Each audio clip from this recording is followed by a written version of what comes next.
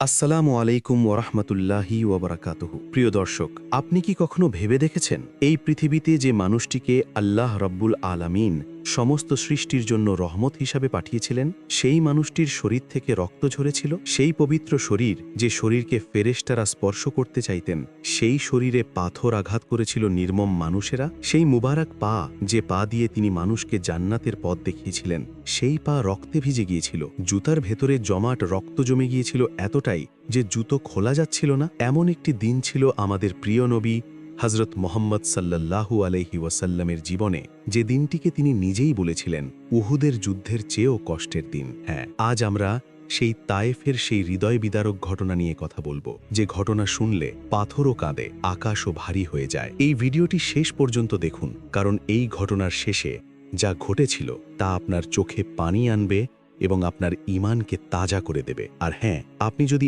এখনও আমাদের চ্যানেল নুরানি memory 2.0 subscribe না করে থাকেন, তাহলে এক্ষুনি সাবস্ক্রাইব করুন এবং বেল বাটনটি প্রেস করুন, যাতে ইসলামের এমন হৃদয়স্পর্শী ঘটনাগুলো আপনার কাছে পৌঁছে যায়। চলুন শুরু করা যাক। নবুয়তের 10ম বছর, আরবের মরুভূমির উপর সূর্য প্রখর, কিন্তু মক্কার বুকে যে আঁধার নেমে এসেছিল তা ছিল সূর্যের আলোকেও ম্লান করে দেওয়ার মতো। এই বছরটিকে ইসলামের ইতিহাসে বলা হয় আমুল হুজুন, দুঃখের বছর। কেনই নাম? কারণ এই একটি বছরে আমাদের প্রিয় নবী হজরত মুহাম্মদ সাল্লাল্লাহু আলাইহি ওয়াসাল্লাম হারিয়েছিলেন তার জীবনের সবচেয়ে কাছের দুইজন মানুষকে। প্রথমে চলে গেলেন তার চাচা আবু তালিব। আবু তালিব, যিনি ইসলাম গ্রহণ না করলেও সারা জীবন তার ভাতিজাকে রক্ষা করেছিলেন। কুরাইশদের সব ষড়যন্ত্র থেকে, সব আক্রমণ থেকে, সব বয়কট থেকে তিনি ছিলেন ঢাল স্বরূপ। মক্কার শক্তিশালী নেতারা যখন রাসূলুল্লাহ সাল্লাল্লাহু আলাইহি ওয়াসাল্লামকে হত্যা করতে চেয়েছিল, তখন আবু তালিবের প্রভাব প্রতিপত্তি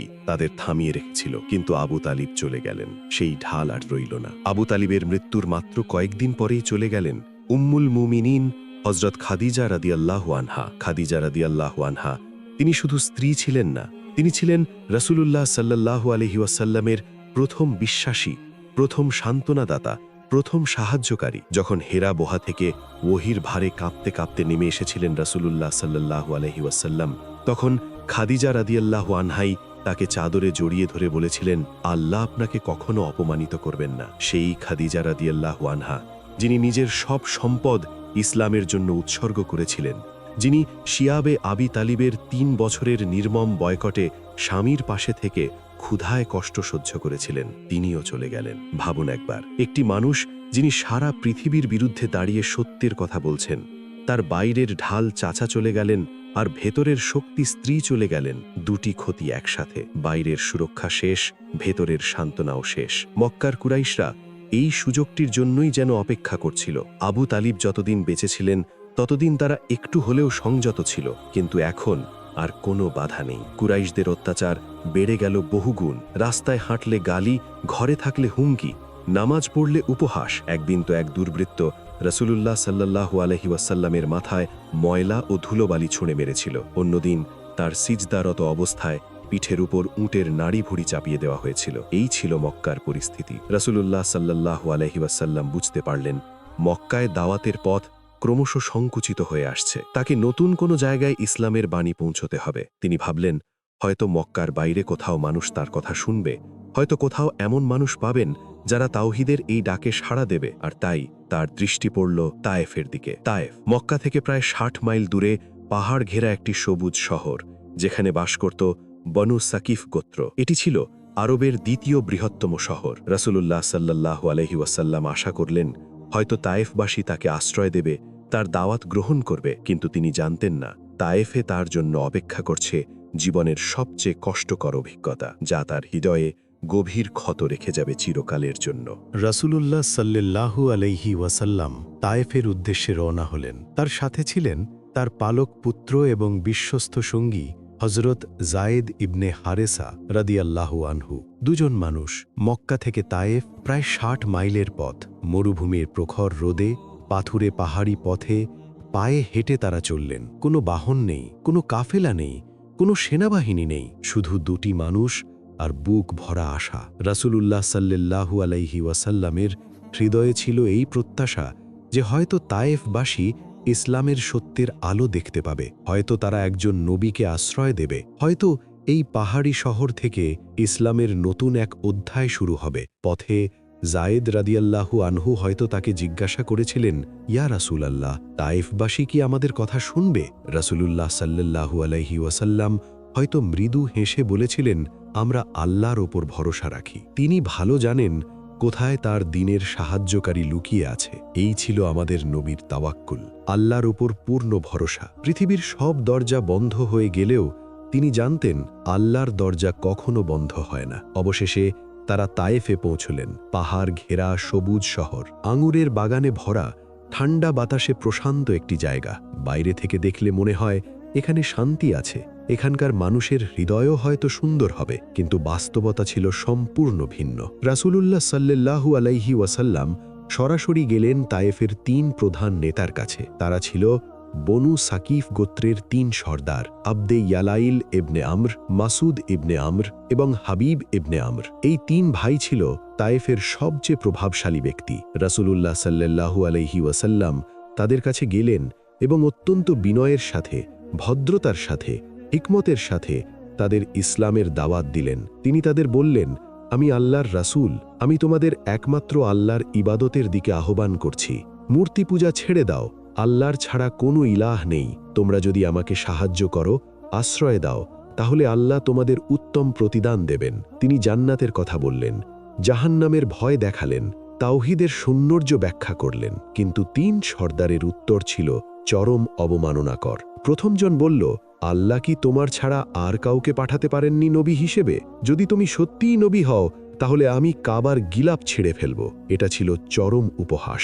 দ্বিতীয়জন বলল, আমি তোমার সাথে কথা বলতেও রাজি নই। তুমি যদি সত্যিকারের নবী হও, তাহলে তুমি এত মহান যে তোমার সাথে কথা বলা আমার পক্ষে সম্ভব নয়। আর যদি মিথ্যাবাদী হও, তাহলে তোমার সাথে কথা বলার কোনো মানে হয় না। তৃতীয়জন আরও নিচু স্তরে নেমে গিয়ে তাচ্ছিল্য করল। ৩ জনই রাসূলুল্লাহ সাল্লাল্লাহু আলাইহি ওয়াসাল্লামকে প্রত্যাখ্যান করল, অপমাননা করল এবং তাড়িয়ে দিল।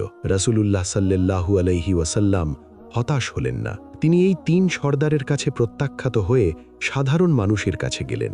10 দিন ধরে তিনি তায়েফে থাকলেন, ঘরে ঘরে গেলেন, বাজারে গেলেন, মানুষের সাথে কথা বললেন, কিন্তু কেউ তার কথা শুনল না। সবাই তাকে ফিরিয়ে দিল।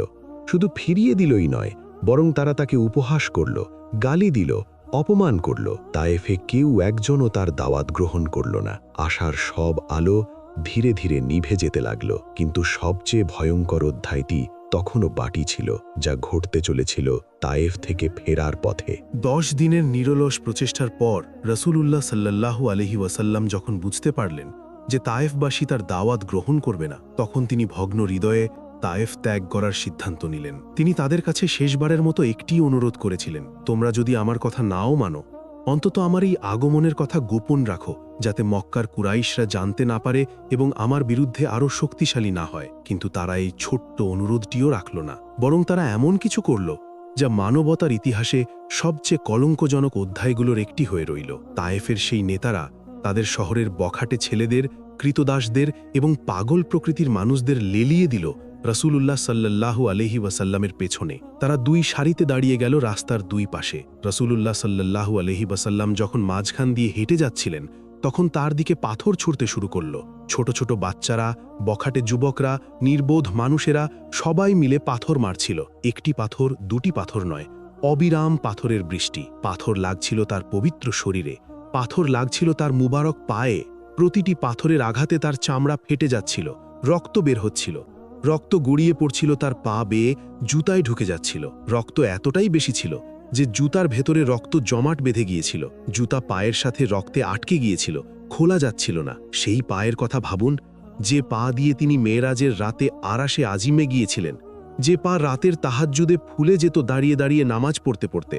সেই পা থেকে রক্ত ঝরছিল পাথরের আঘাতে। হযরত জায়েদ বিন হারেসা রাদিয়াল্লাহু আনহু, সেই বিশ্বস্ত সঙ্গী, তিনি নিজের শরীর দিয়ে রাসূলুল্লাহ সাল্লাল্লাহু আলাইহি ওয়াসাল্লামকে আড়াল করার চেষ্টা করছিলেন। যে পাথর রাসূলুল্লাহ সাল্লাল্লাহু আলাইহি ওয়াসাল্লামের দিকে আসছিল, সেগুলো নিজের শরীরে নিচ্ছিলেন জায়েদ রাদিয়াল্লাহু আনহু। তার মাথা ফেটে গিয়েছিল, তার শরীরও রক্তাক্ত হয়ে গিয়েছিল, কিন্তু তিনি সরে যাননি। একজন সাহাবীর ভালোবাসা কেমন হয় তা বোঝা যায় জায়েদ রাদিয়াল্লাহু আনহুর এই আত্মত্যাগ দেখে। সেই পাথর নিক্ষেপকারীরা চিৎকার করছিল, উল্লাস করছিল, হাসছিল। তারা বলছিল, যাও, চলে যাও এখান থেকে, আমাদের শহর থেকে বের হয়ে যাও। তারা তাকে তাড়া করল প্রায় ৩ মাইল পর্যন্ত। ৩ মাইল পাথরের বৃষ্টির মধ্যে, রক্তাক্ত শরীরে, ক্লান্ত পায়ে, প্রতিটি পদক্ষেপে যন্ত্রণা, প্রতিটি মুহূর্তে অপমান। কিন্তু রাসূলুল্লাহ সাল্লাল্লাহু আলাইহি ওয়াসাল্লাম একবারও পাল্টা কিছু বলেননি, একবারও তাদের অভিশাপ দেননি, একবারও রাগ করেননি। তিনি শুধু হেঁটে চলেছিলেন, রক্তাক্ত শরীরে, ভাঙা হৃদয়ে। শেষ পর্যন্ত তিনি একটি আঙ্গুর বাগানে আশ্রয় নিলেন। ক্লান্ত, অবসন্ন, রক্তাক্ত, তিনি একটি গাছের নিচে বসে পড়লেন। তার শরীর থেকে রক্ত ঝরছিল, তার হৃদয় ভেঙে চুরমার হয়ে গিয়েছিল। কিন্তু এই মুহূর্তেও তিনি যা করলেন তা শুধু একজন নবীর পক্ষেই সম্ভব। তিনি মানুষের কাছে অভিযোগ করলেন না, তিনি হাত তুললেন আকাশের দিকে, তার রবের দিকে। আর তিনি এমন একটি দোয়া করলেন যা ইতিহাসের সবচেয়ে মর্মস্পর্শী দোয়াগুলোর একটি হিসেবে চিরকাল স্মরণীয় হয়ে আছে। সেই দোয়ার কথা আমরা পরবর্তী অধ্যায়ে জানব, যেটি শুনলে আপনার চোখ অশ্রুসিক্ত হয়ে উঠবে ইনশাআল্লাহ। তায়েফের সেই আঙুর বাগানে একটি গাছের ছায়ায় রক্তাক্ত শরীরে বসে আছেন সমগ্র সৃষ্টির শ্রেষ্ঠ মানুষ, হযরত মুহাম্মদ সাল্লাল্লাহু আলাইহি ওয়াসাল্লাম। তার পায়ের জুতা রক্তে ভেজা, তার শরীরে পাথরের ক্ষত, তার হৃদয়ে প্রত্যাখ্যানের গভীর বেদনা। এই মুহূর্তে পৃথিবীর কোনো মানুষ তার পাশে নেই, কোনো গোত্র তার সাহায্যে এগিয়ে আসেনি, কোনো শহর তাকে আশ্রয় দেয়নি। কিন্তু তিনি জানতেন, আসমান ও জমিনের মালিক আল্লাহ সুবহানাহু ওয়া তাআলা তাকে দেখছেন। তিনি তার 2 হাত উঠালেন আকাশের দিকে এবং করলেন সেই ঐতিহাসিক দোয়া, আল্লাহুম্মা ইলাইকা আশকু দুআফা কুওয়াতি ওয়া কিল্লাতা হিলাতি ওয়া হাওয়ানি আলান নাস ইয়া আরহামার রাহিমিন আনতা রাব্বুল মুস্তাদাফিন ওয়া আনতা রাব্বি ইলা মান তাকিলুনি ইলা বাইদিন ইয়াতাজাহামুনি আম ইলা আদুম্মিন মাল্লাকতাহু আমরি ইন লাম ইয়াকুন বিকা আলাইয়া গাদাবুন ফালা উবালি ওয়ালাকিন্না আফিয়াতাকা হিয়া আউসাউলি। সুবহানাল্লাহ। এই দোয়ার প্রতিটি শব্দ পড়ুন, আবার পড়ুন। লক্ষ্য করুন, তিনি বলেননি, হে আল্লাহ, এই জালিমদের ধ্বংস করুন। তিনি বলেননি, এদের উপর আযাব নাজিল করুন। তিনি বলেছেন, যদি আপনি আমার উপর রাগান্বিত না হন তাহলে আমার আর কিছু দরকার নেই। মানুষের প্রত্যাখ্যানে তিনি ভেঙে পড়েননি। তিনি শুধু চিন্তিত ছিলেন আল্লাহ তার উপর সন্তুষ্ট আছেন কিনা। যতক্ষণ আল্লাহ সন্তুষ্ট ততক্ষণ পৃথিবীর সব কষ্ট তার কাছে তুচ্ছ। এটাই ছিল আমাদের নবীর ঈমানের গভীরতা, তাওয়াক্কুলের উচ্চতা। এই দোয়ার পর একটি অলৌকিক ঘটনা ঘটল। সেই আঙুর বাগানটি ছিল মক্কার 2 কুরাইশ নেতা উতবা ও সাইবার। তারা দূর থেকে রাসূলুল্লাহ সাল্লাল্লাহু আলাইহি ওয়াসাল্লামকে দেখল এবং তাদের মনে করুণা জাগল। তারা তাদের একজন খ্রিস্টান কৃতদাস আদ্দাসকে 1 থালা আঙুর দিয়ে পাঠালো তার কাছে। আদ্দাস আঙুর নিয়ে এলেন। রাসূলুল্লাহ সাল্লাল্লাহু আলাইহি ওয়াসাল্লাম আঙুর খাওয়ার আগে বললেন, বিসমিল্লাহ। আদ্দাস অবাক হয়ে বললেন, এই কথা তো এই অঞ্চলের মানুষ বলে না, আপনি কে? রাসূলুল্লাহ সাল্লাল্লাহু আলাইহি ওয়াসাল্লাম বললেন, তুমি কোথাকার? আদ্দাস বললেন, আমি নিনাওয়ার। রাসূলুল্লাহ সাল্লাল্লাহু আলাইহি ওয়াসাল্লাম বললেন, সেই শহর যেখানে আমার ভাই ইউনুস ইবনে মাত্তা আলাইহিস সালাম ছিলেন। আদ্দাস বিস্মিত হয়ে বললেন, আপনি ইউনুস আলাইহিস সালামকে চেনেন? রাসূলুল্লাহ সাল্লাল্লাহু আলাইহি ওয়াসাল্লাম বললেন, তিনি আমার ভাই, তিনিও নবী ছিলেন, আমিও নবী। আদ্দাস রাসূলুল্লাহ সাল্লাল্লাহু আলাইহি ওয়াসাল্লামের মাথায়, হাতে ও পায়ে চুমু খেলেন এবং ইসলাম গ্রহণ করলেন। এটি ছিল অন্ধকারের মধ্যে এক টুকরো আলো, আল্লাহর পক্ষ থেকে একটি সান্ত্বনা। আদ্দাসের ইসলাম গ্রহণ রাসূলুল্লাহ সাল্লাল্লাহু আলাইহি ওয়াসাল্লামের হৃদয়ে একটু প্রশান্তি এনে দিল, কিন্তু শরীরের ক্ষত তখনও তাজা, হৃদয়ের ক্ষত তখনও গভীর। তিনি তায়েফ থেকে মক্কার দিকে ফিরে চললেন। পথে কারনুস সালিব নামক একটি জায়গায় তিনি থামলেন। সেখানে একটি অসাধারণ ঘটনা ঘটল, যা ইসলামের ইতিহাসের সবচেয়ে গুরুত্বপূর্ণ মুহূর্তগুলোর একটি। হযরত জিবরাইল আলাইহিস সালাম রাসূলুল্লাহ সাল্লাল্লাহু আলাইহি ওয়াসাল্লামের কাছে আসলেন। তিনি বললেন, ইয়া রাসূলাল্লাহ, আল্লাহ সুবহানাহু ওয়া তাআলা আপনার কওমের উত্তর শুনেছেন, তারা আপনাকে কি বলেছে তাও জানেন। তিনি পাহাড়সমূহের ফেরেশতাকে আপনার কাছে পাঠিয়েছেন, আপনি তাকে যা ইচ্ছা আদেশ করতে পারেন। তারপর পাহাড়ের ফেরেশতা রাসূলুল্লাহ সাল্লাল্লাহু আলাইহি ওয়াসাল্লামকে সালাম দিয়ে বললেন, ইয়া মুহাম্মদ, আল্লাহ আপনার কওমের কথা শুনেছেন। আমি পাহাড়সমূহের ফেরেশতা, আপনি যদি চান আমি এই 2 পাহাড়কে তাদের উপর চাপিয়ে দিই এবং তাদের চূর্ণ বিচূর্ণ করে দিই। থামুন একটু, এই মুহূর্তটা অনুভব করুন। একজন মানুষ যাকে সবেমাত্র পাথর মারা হয়েছে, যার শরীর রক্তাক্ত, যাকে অপমানিত করা হয়েছে, তাড়িয়ে দেওয়া হয়েছে, তাকে এখন বলা হচ্ছে, আপনি একটি কথা বলুন, এই পুরো শহর ধ্বংস হয়ে যাবে। এটা ছিল ক্ষমতা, চূড়ান্ত ক্ষমতা, প্রতিশোধ নেওয়ার সুযোগ। একটি শব্দ বললেই মক্কার 2 পাহাড় আবু কুবাইস ও কাইকান তাইফবাসীর উপর চেপে বসত, সব শেষ হয়ে যেত। কিন্তু রাসূলুল্লাহ সাল্লাল্লাহু আলাইহি ওয়াসাল্লাম কি বললেন? তিনি বললেন, না, আমি বরং আশা করি আল্লাহ তাদের বংশধরদের থেকে এমন মানুষ বের করবেন যারা একমাত্র আল্লাহর ইবাদত করবেন এবং তার সাথে কাউকে শরিক করবেন না। সুবহানাল্লাহ। এটাই ছিল মুহাম্মদ সাল্লাল্লাহু আলাইহি ওয়াসাল্লামের চরিত্র, এটাই ছিল তার মহত্ব। তিনি ছিলেন রাহমাতুল্লিল আলামিন, সমগ্র বিশ্বের জন্য রহমত। আল্লাহ সুবহানাহু ওয়া তাআলা পবিত্র কুরআনে বলেছেন, ওয়ামা আরসালনাকা ইল্লা রাহমাতাল্লিল আলামিন, অর্থাৎ আমি তোমাকে সমগ্র বিশ্বের জন্য রহমত স্বরূপই প্রেরণ করেছি। সূরা আল আম্বিয়া আয়াত 107। এই ঘটনাটি আমাদের শেখায় প্রতিশোধ নেওয়ার ক্ষমতা থাকা সত্ত্বেও ক্ষমা করা, এটাই প্রকৃত শক্তি। রাসূলুল্লাহ সাল্লাল্লাহু আলাইহি ওয়াসাল্লাম শুধু তায়েফবাসীকে ক্ষমাই করেন না, বরং তাদের ভবিষ্যৎ প্রজন্মের জন্য দোয়া করেন। এবং আল্লাহর কুদরত দেখুন, সত্যিই পরবর্তীতে তায়েফবাসীর বংশধররা ইসলাম গ্রহণ করেছিল। 9ম হিজরিতে বনু সাকিফ গোত্রের একটি প্রতিনিধি দল মদিনায় এসে রাসূলুল্লাহ সাল্লাল্লাহু আলাইহি ওয়াসাল্লামের হাতে ইসলাম গ্রহণ করেছিল।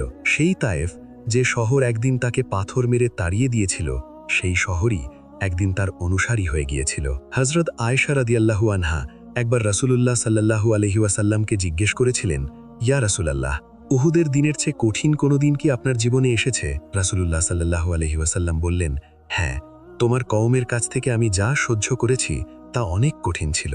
সবচেয়ে কঠিন ছিল আকাবার দিন, যখন আমি তায়েফে গিয়েছিলাম। উহুদের যুদ্ধে তার দাঁত ভেঙেছিল, চেহারা রক্তাক্ত হয়েছিল, তিনি গর্তে পড়ে গিয়েছিলেন। তার চাচা হযরত হামজা রাদিয়াল্লাহু আনহু শহীদ হয়েছিলেন। সেই কষ্টকর দিনই তিনি বললেন, তায়েফের কষ্ট আরও বেশি ছিল, কারণ উহুদের শত্রু ছিল সামনে, কিন্তু তায়েফে প্রত্যাখ্যান ছিল সেই মানুষদের কাছ থেকে যাদের কাছে তিনি আশা নিয়ে গিয়েছিলেন। প্রিয় দর্শক, তায়েফের এই ঘটনা শুধু একটি ঐতিহাসিক ঘটনা নয়, এটি আমাদের প্রত্যেকের জীবনের জন্য একটি চিরন্তন শিক্ষা। আসুন আমরা এই মহান ঘটনা থেকে কি কি শিক্ষা নিতে পারি তা একটু গভীরভাবে ভেবে দেখি। প্রথম শিক্ষা, ধৈর্যের শক্তি। রাসূলুল্লাহ সাল্লাল্লাহু আলাইহি ওয়াসাল্লাম তায়েফে যে পরিমাণ কষ্ট সহ্য করেছিলেন তা কল্পনা করাও কঠিন। পাথর মারা হয়েছিল, রক্তাক্ত করা হয়েছিল, অপমান করা হয়েছিল, তাড়িয়ে দেওয়া হয়েছিল, কিন্তু তিনি ধৈর্য ধরেছিলেন। তিনি হাল ছাড়েননি, তিনি দাওয়াতের কাজ বন্ধ করেননি। আল্লাহ সুবহানাহু ওয়া তাআলা পবিত্র কোরআনে বলেছেন, ইন্নাল্লাহা মা'আস সাবিরিন, অর্থাৎ নিশ্চয়ই আল্লাহ ধৈর্যশীলদের সাথে আছেন। সূরা বাকারা আয়াত 153। আমাদের জীবনেও অনেক সময় কষ্ট আসে, পরীক্ষা আসে, মানুষ প্রত্যাখ্যান করে, অপমান করে, কিন্তু মনে রাখতে হবে, যদি আল্লাহর রাসূল সাল্লাল্লাহু আলাইহি ওয়াসাল্লামকেও কষ্ট পেতে হয়ে থাকে, তাহলে আমরা কে যে কষ্ট থেকে মুক্ত থাকব? দ্বিতীয় শিক্ষা, ক্ষমার মহত্ব। রাসূলুল্লাহ সাল্লাল্লাহু আলাইহি ওয়াসাল্লামের হাতে ক্ষমতা ছিল তায়েফকে ধ্বংস করার। একটি কথা বললেই 2 পাহাড় চেপে বসত সেই নিষ্ঠুর মানুষদের উপর, কিন্তু তিনি ক্ষমা করলেন। শুধু ক্ষমাই করলেন না, তাদের জন্য দোয়া করলেন। এটাই ইসলামের সৌন্দর্য, এটাই আমাদের নবীর শিক্ষা। আমরা যখন কারো কাছে অন্যায়ের শিকার হই, তখন প্রতিশোধের আগুনে না জ্বলে ক্ষমার শীতলতায় নিজেকে শান্ত করা উচিত। আল্লাহ বলেছেন, ওয়াল কাযিমিন আল গাইজা ওয়াল আফিনা আনিন নাস ওয়াল্লাহু ইউহিব্বুল মুহসিনিন, অর্থাৎ যারা রাগ সংবরণ করে এবং মানুষকে ক্ষমা করে, আল্লাহ সৎকর্মশীলদের ভালোবাসেন। সূরা আলী ইমরান আয়াত 134। তৃতীয় শিক্ষা, আল্লাহর ওপর তাওয়াক্কুল। রাসূলুল্লাহ সাল্লাল্লাহু আলাইহি ওয়াসাল্লামের দোয়ায় লক্ষ্য করুন, তিনি বলেছিলেন, যদি আপনি আমার উপর রাগান্বিত না হন, তাহলে আমার আর কোনো পরোয়া নেই। এটাই তাওয়াক্কুল। পৃথিবীর সব মানুষ যদি আমাদের বিরুদ্ধে যায়, কিন্তু আল্লাহ আমাদের সাথে থাকেন, তাহলে আমাদের কিছুই হবে না। আর পৃথিবীর সব মানুষ যদি আমাদের পক্ষে থাকে, কিন্তু আল্লাহ আমাদের বিরুদ্ধে থাকেন, তাহলে কোনো কিছুই আমাদের বাঁচাতে পারবে না। চতুর্থ শিক্ষা, কঠিন সময়ের পর সহজ আসে। তায়েফের পর কি হয়েছিল? ইসরা ও মেরাজ হয়েছিল। আল্লাহ তার প্রিয় নবীকে 7 আসমানের ওপরে নিয়ে গিয়েছিলেন। পৃথিবীর মানুষ যখন প্রত্যাখ্যান করল, আকাশের মালিক তাকে কাছে টেনে নিলেন। এটাই আল্লাহর ওয়াদা, ফা ইন্না মাল উসরি ইউসরা, ইন্না মাল উসরি ইউসরা, অর্থাৎ নিশ্চয়ই কষ্টের সাথে স্বস্তি আছে, নিশ্চয়ই কষ্টের সাথে স্বস্তি আছে। সূরা আল ইনশিরাহ আয়াত 5-6। পঞ্চম শিক্ষা, দাওয়াতের কাজ কখনো থামানো যাবে না। রাসূলুল্লাহ সাল্লাল্লাহু আলাইহি ওয়াসাল্লাম তায়েফে প্রত্যাখ্যাত হয়ে থেমে যাননি। তিনি ফিরে এসে আবার দাওয়াতের কাজ চালিয়ে গেছেন, যতক্ষণ না আল্লাহ মদিনার আনসারদের পাঠিয়েছেন তার সাহায্যে। আমাদেরও মনে রাখতে হবে, সত্যের পথে বাধা আসবেই, কিন্তু থামলে চলবে না। প্রিয় দর্শক, এই ছিল তায়েফের সেই হৃদয় বিদারক ঘটনা। এই ঘটনা থেকে আমরা শিখি ধৈর্য, ক্ষমা, তাওয়াক্কুল এবং অদম্য সাহসের কথা। আমাদের নবী সাল্লাল্লাহু আলাইহি ওয়াসাল্লামের উপর দুরূদ পাঠ করুন। আল্লাহুম্মা সাল্লি আলা মুহাম্মাদিন ওয়া আলা আলি মুহাম্মদ। ভিডিওটি ভালো লাগলে লাইক করুন, শেয়ার করুন এবং নুরানি মেমোরি 2.0 চ্যানেলটি সাবস্ক্রাইব করে আমাদের পাশে থাকুন। আল্লাহ হাফেজ।